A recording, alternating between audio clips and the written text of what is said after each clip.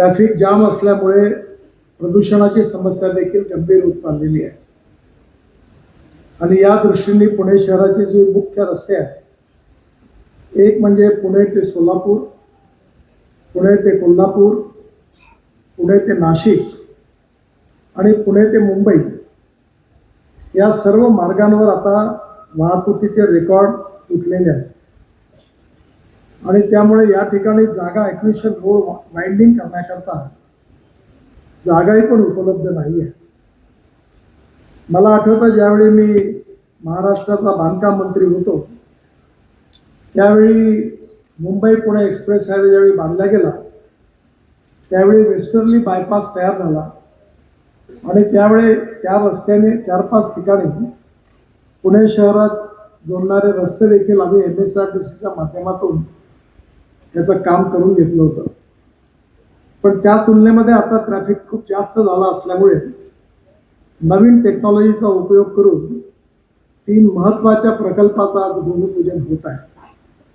मला अतिशय आनंद आहे की या प्रकल्पाच्या बाबतीमध्ये जी घोषणा मी केली होती आज ती पूर्ण होते आहे, याबद्दल मला अतिशय समाधान आहे.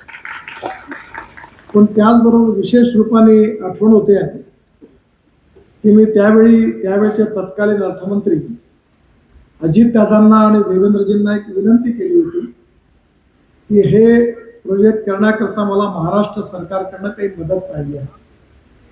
पहिली मदत ही आहे की हे जे प्रोजेक्ट होणार आहे या प्रोजेक्टवर जो स्टील आणि सिमेंट वापरला जाईल त्यावरचा जो GST आहे 18%, त्यातला 9% हा भारत सरकारचा आणि 9% महाराष्ट्र सरकारचा आहे.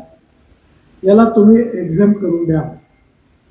दुसरी विनंती केली होती की या संदर्भात सँड असेल, स्टोन असतील, गिट्टी असेल, ॲग्रिगेट असेल, जे मटेरियल वापरलं जाईल ते मटेरियल वापरण्याकरता तुम्ही मला रॉयल्टी फ्री हे मटेरियल द्या.